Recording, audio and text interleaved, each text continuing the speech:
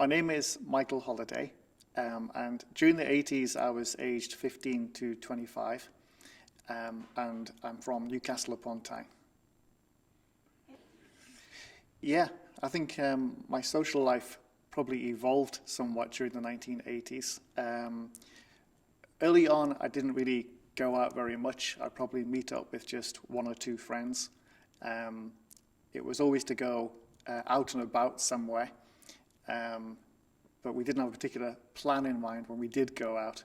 I think that changed a little bit more when I got to university, and it was, I suppose, the done thing that you used to go out to a nightclub on an evening. To be truthful, I wasn't a big fan of nightclubs, so I used to struggle a bit in the sense that you always felt a little bit awkward on the dance floor. I never actually got the taste for alcohol, so I was always a good night out because when I learned to drive, I could always take everybody else back home. But of course, getting up on the dance floor was probably more of a challenge than it was for somebody who had a little bit to drink and lost their inhibitions a bit more. But we did used to sort of go out and just spend time with friends from university. I had some good friends from school. I had one good friend in particular who was from Iran.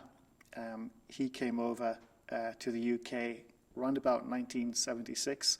The two of us met when we were 13, and we formed a really good friendship at that early age, and we're still in touch together today.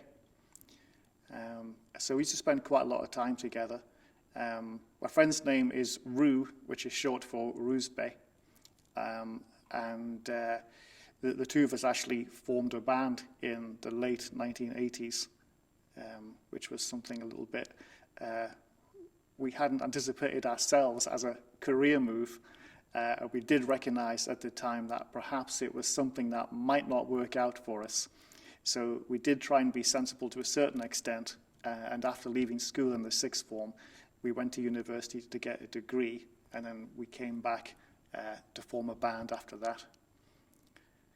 Music in the 1980s I thought was particularly interesting because in the early 80s you had bands that were coming out of the New Romantic era.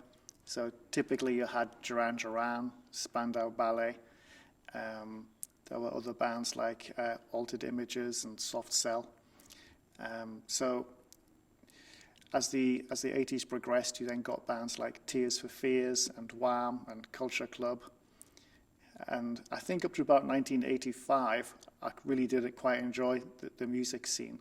It then changed from about 1985 onwards, and it became a little more to do with rap, dance, and hip-hop. And I think bands that relied upon bass, guitar, and drums were a little bit more of the past at that point, which was a bit unfortunate since I was forming a band at the time made of guitars, drums, and bass. But there was still traditional bands around that weren't using electronic music. So there was a shift in the music scene, and I think I probably lost a little bit of interest in terms of buying records, but by that time had got a lot more interested in writing my own songs and making our own music generally. Do you remember Live Aid? Yes, I actually remember Live Aid really well. Live Aid came out at a time when I had decided I wanted to form a band, but we actually didn't have one. So I can remember seeing Status Quo come on stage as the very first band at Live Aid, thinking, wow, wouldn't it be great to do something like that? But I remember Live Aid really well because it was such a monumentous event. The images of the famine that actually led up to Live Aid were quite notable. So I can remember watching the news and you'd see many people suffering during the famine in Ethiopia. And of course, Bob Geldof was greatly moved by those scenes and instigated the Band-Aid record, just really thinking that somebody had to do something to ease the plight of the poor people who were suffering. So you had Band-Aid, where all the artists in the music industry got together to record that record, which is still well known today. Do They Know It's Christmas Time? And then on the back of Band-Aid came Live 8 itself, which took place not only in the UK, but in the US as well. And I can remember Phil Collins actually playing the gig at Wembley, and then he left the stage basically saying, I'm going to hop on a plane now and fly to America, and we'll do a gig there. So you actually saw him in the UK and in the US. So it was definitely a big event that had the world's attention. It was also a gig that did a lot for Queen's career, and I think that's probably reflected in the film Bohemian Rhapsody, because it was a moment where Freddie Mercury, really captured the crowd, and certainly went a long way to make a good impact on the career of some bands. But it was played by a lot of artists from the 80s. So again, you had Duran Duran, Spandau Ballet. And I think the most thing I remember about Live Aid was people were not donating money fast enough at the time.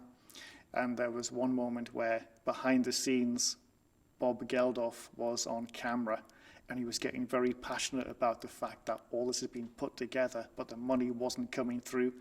And he had that infamous line where he swore and said, "Give us your money," just to spur people on. And of course, ultimately, it was the success that it was. What kind of house did you live in the 80s?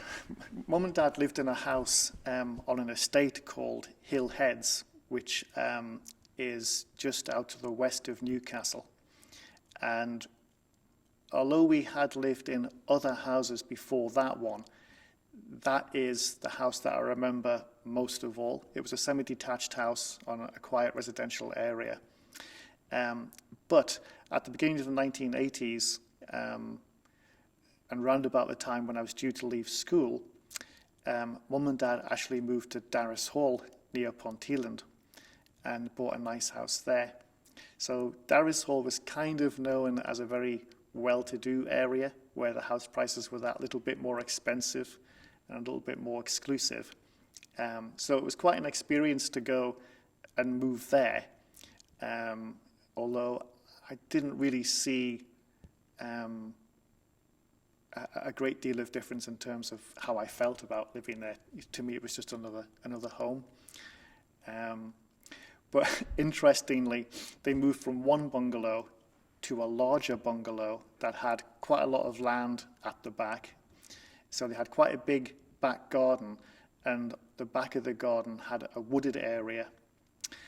But round about this time, after living in all this wonderful luxury, Rue, who I'd formed a band with, said, "Look, I think, Mike, we ought to get together and share a flat, because that way we can work on the music and we can write songs." So I said, okay. Little did I know what I was giving up, because we actually ended up living in Benwell in Newcastle, which was a fairly run-down area in those days. We used to joke that if the street lights didn't work, it didn't matter too much, because the bins were always on fire in the street. So in Benwell, you always heard about a burglary taking place, or there'd be a lot of stray dogs running around the street. Some people would be sleeping on doorsteps. And to a certain extent, you didn't feel 100% safe at night time. But basically, what you paid for was what you got. It was quite a cheap area in which to live, and we could just happen to afford the rent. So I went from living in this wonderful house in Darras Hall to a flat in Benwell. And when I was living at home, it was quite handy, because you didn't have to wash the dishes, you didn't have to do your own washing. But of course, being on your own, you had to do all of those things. And I think we survived Benwell for about a year, and Rue and I decided to move out. So I went back to Darras Hall, and Rue got his own flat in Jesmond,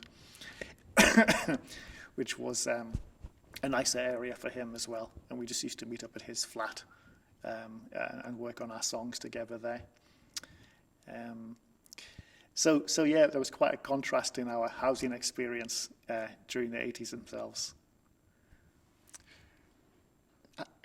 The right to buy was one of Margaret Thatcher's policies that passed me by to a certain extent.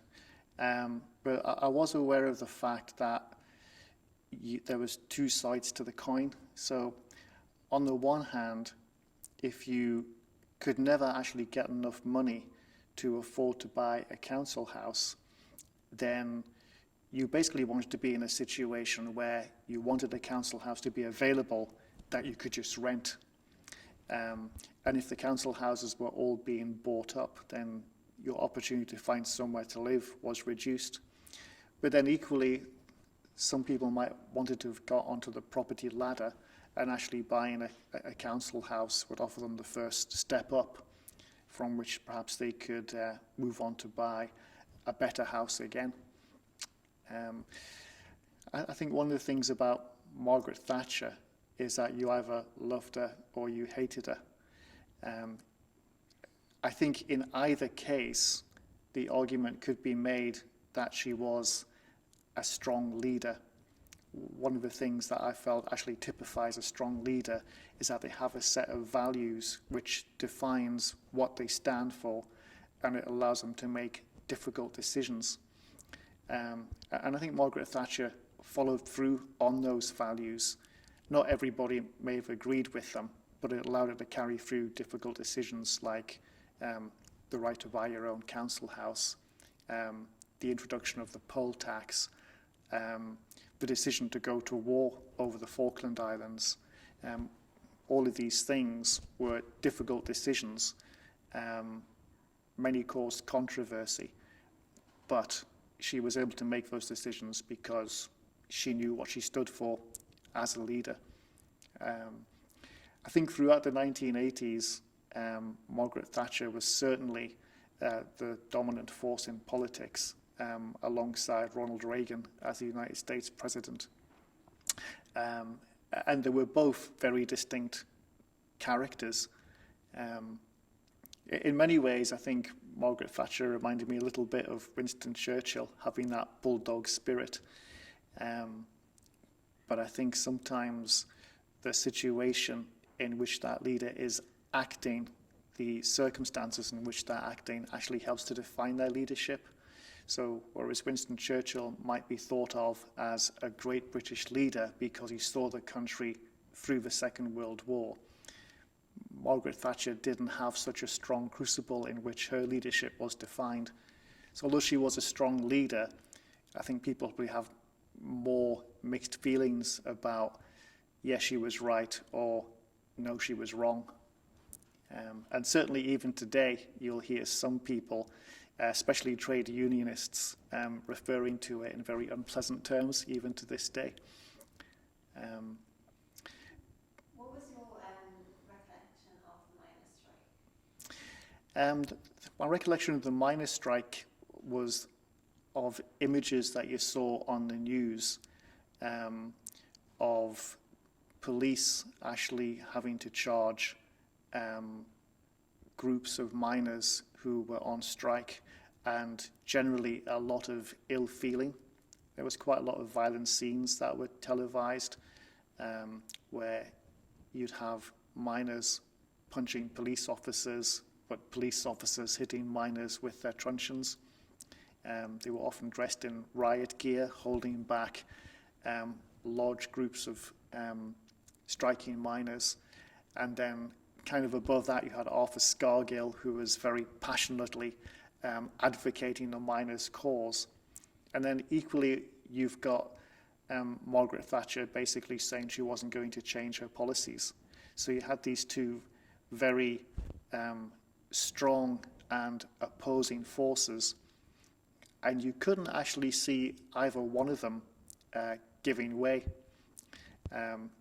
It was a bit like having Arthur Scargill as an unbreakable shield and Margaret Thatcher as a spear that could penetrate any armour. So what happens when the spear that can penetrate any armor actually hits the unbreakable shield. And it just basically creates that impression that it's a stalemate, it's a deadlock.